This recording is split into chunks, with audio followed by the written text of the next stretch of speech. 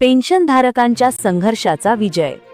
Supreme कोर्टाने दिलेला EPS 95 pension संदर्भातील निर्णय हा केवळ एका खटल्याचा निकाल नसून तो भारतातील लाखो निवृत्त कर्मचाऱ्यांच्या अनेक दशकांच्या संघर्षाचा कायदेशीर विजय आहे. हा निर्णय ऐतिहासिक मानला जात आहे कारण यापूर्वी पेन्शनधारकांनी त्यांच्या हक्कासाठी अनेक स्तरावर लढा दिला होता. रस्त्यावरील आंदोलनांपासून ते न्यायालयाच्या पायऱ्या झिजवण्यापर्यंतचा हा प्रवास अत्यंत खडतर होता. या प्रकरणात देशभरातून 40 पेक्षा जास्त याचिका दाखल करण्यात आल्या होत्या, ज्यावर सुप्रीम कोर्टाने सलग अनेक दिवस सुनावणी घेऊन हा निकाल दिला आहे. या निर्णयाचे महत्त्व यासाठी जास्त आहे कारण निवृत्तीनंतरचे आयुष्य सन्मानाने जगण्यासाठी पेन्शन हीच एकमेव आधार असते. आजच्या महागाईच्या काळात 1000 किंवा 2000 रुपये पेन्शनमध्ये घर चालवणे, औषध पाणी करणे आणि दैनंदिन गरजा पूर्ण करणे अशक्य झाले आहे. या वास्तव परिस्थितीची दखल घेत न्यायालयाने पेन्शनधारकांच्या बाजूने हा कौल दिला आहे.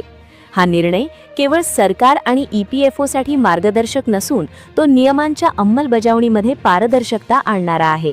न्यायालयाने स्पष्ट केले आहे की आता नियमांचा किंवा कायद्यातील त्रुटींचा गैरफायदा घेऊन पेन्शनधारकांना त्यांच्या हक्कापासून वंचित ठेवणे सरकारला किंवा EPFOला शक्य होणार नाही.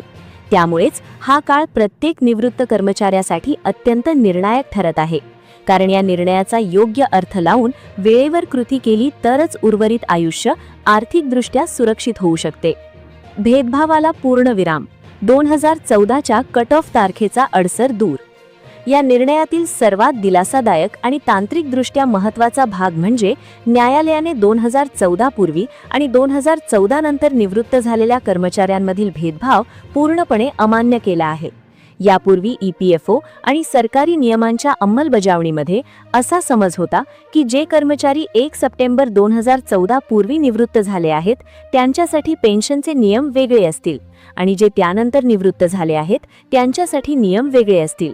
या कट ऑफ तारखेमुळे लाखो कर्मचारी हायर पेन्शनच्या लाभापासून वंचित राहत होते. अनेक कर्मचाऱ्यांनी समान सेवा देऊनही केवळ निवृत्तीच्या तारखेमुळे त्यांना कमी पेन्शन मिळत होती, जे नैसर्गिक न्यायाच्या तत्वाला धरून नव्हते. सुप्रीम कोर्टाने या भेदभावावर कडक ताशेरे ओढले आहेत. न्यायालयाने स्पष्ट शब्दात सांगितले आहे की EPS 95 ही एकच योजना आहे आणि या योजनेत योगदान देणारे सर्व कर्मचारी हे एकाच वर्गाचे आहेत. त्यामुळे केवळ निवृत्तीची तारीख हा भेदभावाचा आधार होऊ शकत नाही. एकाच योजनेत योगदान दिलेल्या सर्व पेन्शनधारकांना समान न्याय मिळालाच पाहिजे, हे तत्व न्यायालयाने अधोरेखित केले आहे. यामुळे जुने पेन्शनधारक जे 2014 पूर्वी निवृत्त झाले आणि नवे पेन्शनधारक यांच्यात आता कायद्याच्या दृष्टीने कोणताही फरक उरलेला नाही. हा निर्णय जुन्या पेन्शनधारकांसाठी एका संजीवनीसारखा आहे कारण त्यांना आता वाटत होते की पेन्शन वाढीचे सर्व दरवाजे बंद झाले आहेत. मात्र या निर्णयाने हे दरवाजे पुन्हा उघडले असून समान न्यायाच्या आधारावर त्यांनाही वाढीव पेन्शन मिळण्याचा हक्क प्रस्थापित झाला आहे. वेतन मर्यादेचे वास्तव. 15,000 विरुद्ध प्रत्यक्ष पगार. पेन्शन गणनेतील सर्वात मोठा आणि क्लिष्ट मुद्दा म्हणजे वेतन मर्यादा. या मुद्द्यावरच पेन्शनची खरी रक्कम अवलंबून असते. पूर्वीच्या नियमांनुसार पेन्शनसाठी 6,500 रुपयांची वेतन मर्यादा होती, जी नंतर वाढवून 15,000 रुपये करण्यात आली. याचा अर्थ असा की एखाद्या कर्मचाऱ्याचा प्रत्यक्ष पगार जरी 30,000, 40,000 किंवा त्याहून अधिक असला तरी EPS मध्ये जाणारे योगदान आणि पेन्शनची गणना मात्र जास्तीत जास्त 15,000 रुपयांवरच केली जात होती. यामुळे कर्मचाऱ्यांचे मोठे नुकसान होत होते कारण पगाराच्या तुलनेत मिळणारी पेन्शन अत्यंत नगण्य ठरत होती. व्हिडिओमध्ये स्पष्ट केल्याप्रमाणे सुप्रीम कोर्टाच्या निर्णयानंतरही ज्यांनी हायर पेन्शनचा पर्याय निवडलेला नाही त्यांच्यासाठी सध्या 15,000 रुपयांच्या मर्यादेवरच पेन्शनची गणना केली जात आहे. हा निर्णय तात्पुरता असू शकतो पण तो वास्तव आहे. म्हणजेच जर तुम्ही हायर पेन्शनचा पर्याय निवडला नसेल तर तुमचा पगार कितीही जास्त असला तरी पेन्शनचे गणित 15,000 रुपयांच्या मर्यादेतच मांडले जाईल. मात्र या निर्णयाचा दुसरा आणि सकारात्मक पैलू असा आहे की भविष्यात हायर पेन्शन ऑप्शन निवडलेल्या कर्मचाऱ्यांसाठी ही 15,000 रुपयांची कृत्रिम भिंत पाडली जाऊ शकते. न्यायालयाने अप्रत्यक्षपणे हे सूचित केले आहे की जर कर्मचाऱ्याने आणि कंपनीने प्रत्यक्ष पगारावर योगदान दिले असेल तर त्यांना पेन्शन ही प्रत्यक्ष पगाराच्या प्रमाणातच मिळायला हवी. त्यामुळे ही वेतन मर्यादा भविष्यात हटवली जाण्याची दाट शक्यता निर्माण झाली आहे, ज्यामुळे पेन्शनमध्ये कित्येक पटीने वाढ होऊ शकते. हायर पेन्शन ऑप्शनचा थेट फायदा, श्रीमंतीची गुरुकिल्ली. संपूर्ण पेन्शन वाढीच्या प्रक्रियेत हायर पेन्शन ऑप्शन हा शब्द परवळीचा झाला आहे. ज्यांनी हा पर्याय निवडला आहे त्यांच्यासाठी हा निर्णय खऱ्या अर्थाने जॅकपॉट ठरू शकतो. हायर पेन्शन ऑप्शन म्हणजे सोप्या भाषेत कर्मचाऱ्याने त्याच्या प्रत्यक्ष मूळ पगारावर EPS मध्ये योगदान देण्याची तयारी दर्शवणे. पूर्वी हे योगदान मर्यादित पगारावर कापले जात होते, पण ज्यांनी हा पर्याय निवडला त्यांचे योगदान प्रत्यक्ष पगारावर कापले गेले. आता सुप्रीम कोर्टाच्या निर्णयानुसार ज्यांनी हा पर्याय वेळेत निवडला आहे किंवा ज्यांनी न्यायालयाने दिलेल्या वाढीव मुदतीत हा पर्याय स्वीकारला आहे त्यांनाच जास्त पेन्शन मिळण्याचा कायदेशीर मार्ग मोकळा झाला आहे. याचा फायदा असा होतो की तुमची पेन्शन 15,000 रुपयांच्या मर्यादेत अडकून न राहता तुमच्या शेवटच्या पगाराशी जोडली जाते. उदाहरणार्थ, जर तुमचा निवृत्तीच्या वेळी पगार 50,000 रुपये असेल आणि तुम्ही हायर पेन्शनचा ऑप्शन निवडला असेल तर तुम्हाला त्या प्रमाणात 20 ते 25,000 रुपये पेन्शन मिळू शकते. मात्र ज्यांनी हा पर्याय निवडला नाही त्यांना त्याच 50,000 रुपयांवर केवळ 2 ते 3,000 रुपये पेन्शन मिळेल. त्यामुळे हा पर्याय केवळ एक फॉर्म नसून ती तुमच्या निवृत्तीनंतरच्या श्रीमंतीची गुरुकिल्ली आहे. या पर्यायामुळेच EPFOला तुमच्या प्रत्यक्ष पगाराची नोंद घ्यावी लागते आणि त्यानुसार पेन्शनचे गणित बदलावे लागते. ज्यांनी हा पर्याय निवडला आहे त्यांची बाजू आता कायदेशीररित्या अत्यंत भक्कम झाली आहे. पेन्शन आपोआप वाढणार नाही, गैरसमज आणि वास्तव. अनेक पेन्शनधारकांमध्ये आणि सोशल मीडियावर असा एक मोठा गैरसमज पसरला आहे की सुप्रीम कोर्टाचा निकाल लागला म्हणजे आता पुढच्या महिन्यापासून पेन्शन आपोआप वाढून येईल. हे पूर्णपणे चुकीचे आहे. व्हिडिओमध्ये वारंवार हा इशारा देण्यात आला आहे की हा निर्णय म्हणजे पेन्शन वाढीचा आदेश आहे, पण तो ऑटोमॅटिक नाही.